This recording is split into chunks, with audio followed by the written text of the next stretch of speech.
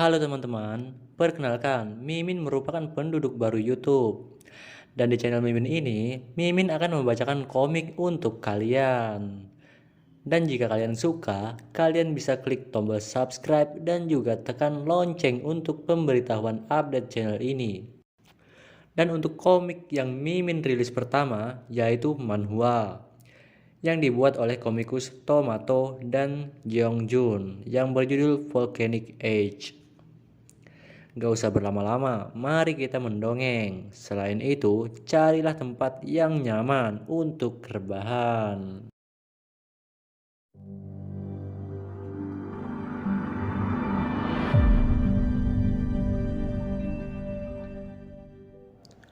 Manhwa ini menceritakan tentang seorang ketua sekte Huasan yang bernama Yu Xiaochun yang telah sekarat dan ia menyesali akan kekurangannya. Namun, pada saat ia menghembuskan nafas terakhirnya, ia kembali ke masa lalunya saat ia berumur kurang dari 8 tahun. Bagaimana keseruannya? Mari ikuti ceritanya. Pada scene pertama, kita diperlihatkan ada dua orang anggota sekte Huasan yang nampak khawatir. "Ah Tuan, kalau Anda pergi, apa yang akan terjadi dengan kami?" ucap salah satu seseorang. "Saat aku masih muda, aku berjuang hidup di jalanan dan mendapat keberuntungan dapat melangkahkan kakiku ke faksi Huasan. Di sana, aku bisa mencapai puncak, menjadi salah satu tetua, tempat di mana bagi orang sepertiku tidak seharusnya berada di puncak. Aku berada di puncak sebagai tetua karena aku tinggal di era yang tidak biasa. Tempat ini dilanda perang selama berpuluh-puluh tahun yang sudah banyak menelan korban jiwa. Kemudian, orang-orang memanggil masa ini sebagai zaman perang. Banyak pria dari faksi Huasan, organisasi di mana tempatku tinggal, juga kehilangan nyawanya. Dalam hal ini, karena tidak ada pilihan lagi yang akan ditunjuk untuk mengisi kursi tetua. Jadi, tanpa banyak pilihan itu, mereka memilihku sebagai tetua dan yang berpendidikan tinggi. Dan dengan begitu saja, zaman perang telah berakhir, kedamaian akhirnya datang. Aku menghabiskan sebagian besar waktuku untuk mempelajari murim di faksi Huasan. Tapi, aku tidak punya satupun seorang murid, karena aku juga tidak punya saingan untuk menjadi tetua. Aku terlalu sibuk mengkhawatirkan apa yang dipikirkan orang lain. Betapa malangnya. Hanya saja, setelah punya kedudukan sebagai tetua, aku dapat mempelajari setiap buku yang tersimpan di faksi Huasan. Dan aku akhirnya bisa naik ke tingkat yang lebih tinggi. Tapi, hidupku tak punya banyak arti. Aku tidak dapat menemukan cinta yang sangat mudah ditemukan bagi orang lain. Yang kulakukan hanyalah menggunakan waktuku untuk berlatih bela diri. Aku menyanyiakan hidupku. Benar. Kenapa? Aku rindu akan kehidupan. Lalu, Xiaochun pun meninggal. Namun, tiba-tiba ia membuka matanya kembali dan terlihat ada seorang wanita yang memanggil namanya. "Xiaochun, Xiaochun." Xiaochun pun kaget. Master, kenapa?" ucap Xiaochun. "Baru beberapa hari lalu, kau menangis karena aku. Tapi kau mengingau saat tidur juga," ucap wanita itu. Xiaochun pun kaget. Sesuatu yang luar biasa terjadi. Aku, Ju Xiaochun, 8 tahun, murid generasi keempat dalam faksi Huasan. Dan wanita itu adalah masternya, yaitu Yu Jonmo, berumur 30-an, generasi ketiga dalam faksi Huasan. "Aku yakin, aku ada di masa lalu," ucap Xiaochun dalam hati. "Setelah beberapa hari meragukan hal ini, akhirnya aku yakin, Yu Xiaochun yang duduk di kursi sebagai tetua di zaman perang itu telah mati, dan aku kembali ke Huasan sebagai anak kecil. Hari-hari di mana bunga-bunga itu belum bersimbah darah, dan sebelum dunia dipenuhi para pejuang yang sedang berperang. Aku kembali," ucap Xiaochun. "Aku tidak tahu bagaimana bisa aku kembali ke masa lalu, atau aku telah dikirim kembali. Tapi itu bukanlah hal yang penting.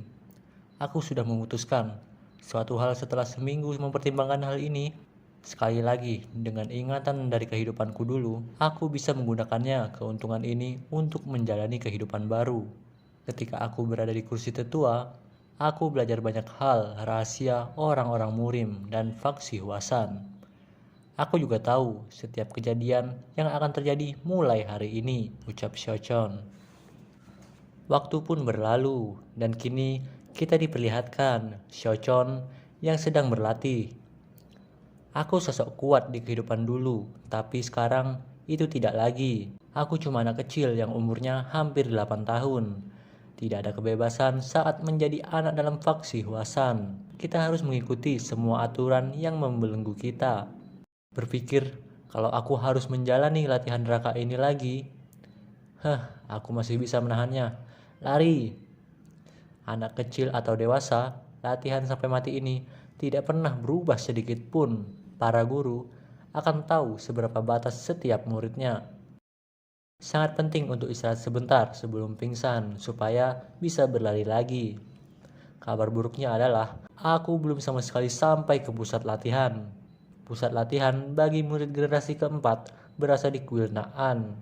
Tapi bagiku punya banyak cara untuk ke sana. Tak terasa, 1 tahun pun berakhir. Ju Xiaochon saat ini berumur 9 tahun. Oh, akhirnya kau berhasil. Aku ikut senang mendengarnya, ucap masternya.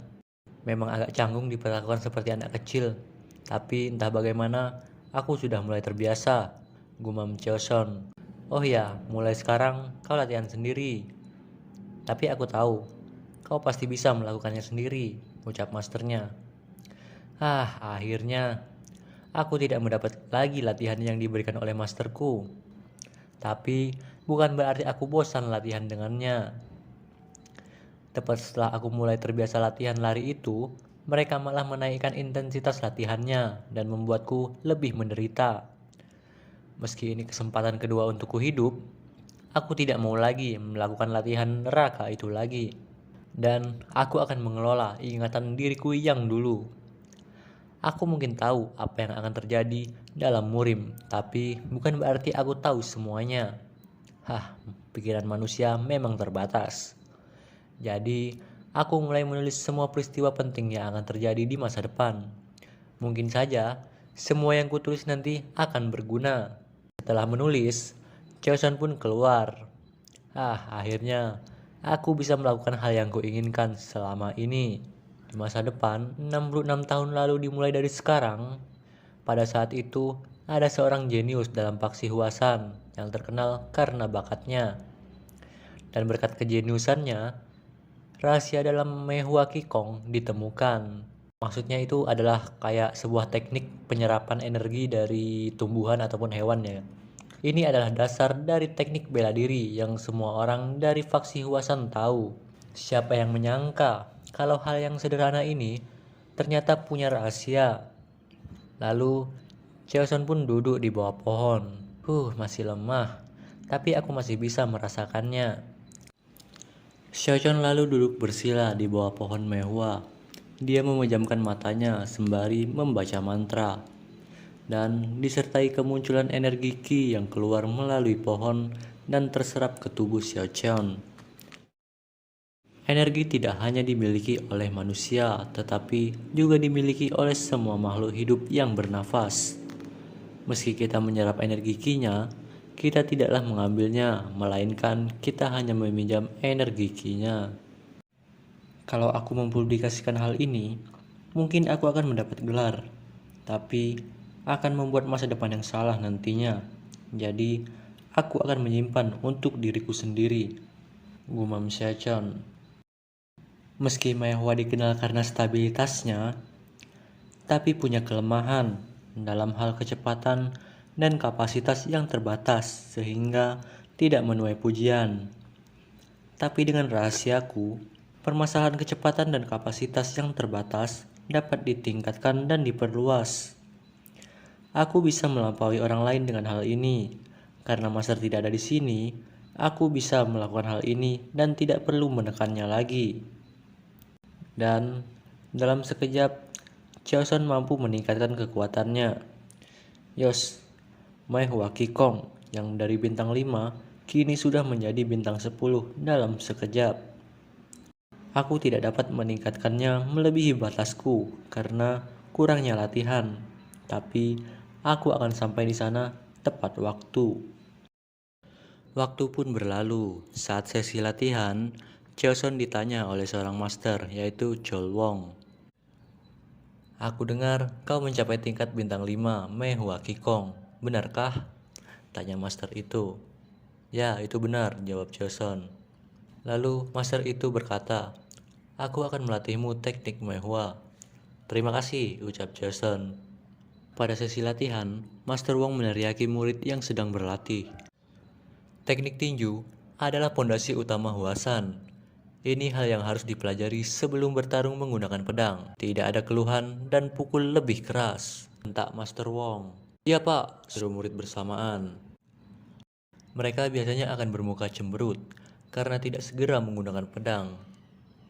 Tapi dia berbeda. Aku menyukainya, gumam Master Wong sambil melihat ke arah Cheoson. Lalu scene pun berpindah. Cheoson saat ini baru saja selesai berlatih menyerap energi Qi Mei Hua. Namun tiba-tiba terdengar suara orang yang meneriakinya. Hei penggemar Mei Hua, apa itu teman yang kau punya? Ujar mereka. Xiaochen pun melirik ke arah sumber suara.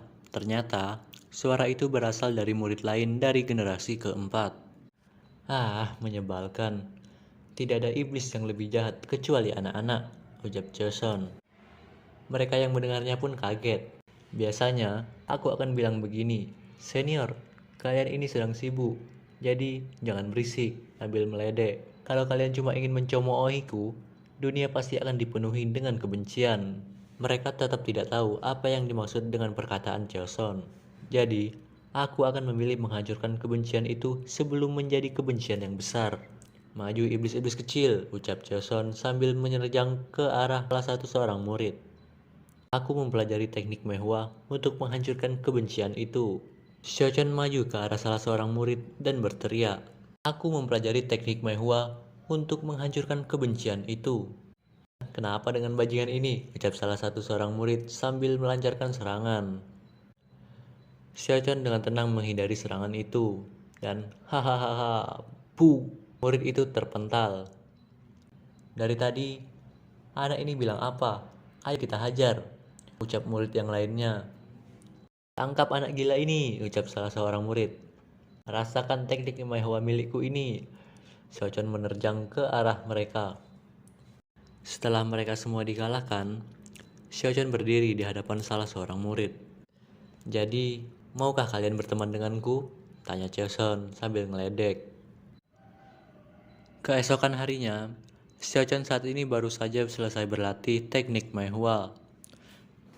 Haha, aku bisa mendapat 6 bulan pengalaman hanya dengan 1 bulan. Mengembangkan energi inti pada umur 8 tahun seharusnya menghabiskan waktu bertahun-tahun untuk mengumpulkan Mei Hua Qigong dengan pelatihan. Dan aku hanya mendapatkannya dengan 1 bulan. Nah, jadi di sini ternyata rahasia teknik penyerapannya itu disebut dengan teknik Mei Hua Yodkong. Yang sebenarnya bukan Cheoson yang punya, tapi orang lain. Tapi kan karena dia dari masa lalu, dia udah tahu rahasia itu gitu. Bahkan, teknik pertama Mei Hua yang seharusnya dikuasai setahun, aku hanya bisa 1 bulan. Aku hanya tinggal mempelajari lebih dalam. Malah aneh, jika pikiran kita bisa, tapi badan kita tidak bisa mengikuti pikiran kita. Aku tidak mau mengambil risiko membahayakan tubuh anak ini. Aku juga tidak ingin menjadi serakah, ucap Jason dalam hati. Lalu dia melanjutkan, kalau tubuhku sudah bisa mengikuti kemampuanku, aku nanti mau latihan pedang. Ya, gimana lagi? Lebih baik mengikuti prosedur yang sudah ada untuk melatih diriku. Lalu, tiba-tiba ada yang memanggilnya. Yo, dan ternyata yang memanggil adalah murid yang beberapa waktu lalu dia hajar. Namun, dia didampingi oleh seseorang. Dan cerita pun bersambung. Bagaimana kelanjutannya? Jangan lupa ikuti terus alur ceritanya dengan menekan ikon subscribe, biar Mimin juga semakin semangat membacakan komik untuk kalian. Mohon maaf jika masih banyak kekurangan, tapi Mimin akan berusaha menjadi yang lebih baik. Dan sampai jumpa di part selanjutnya.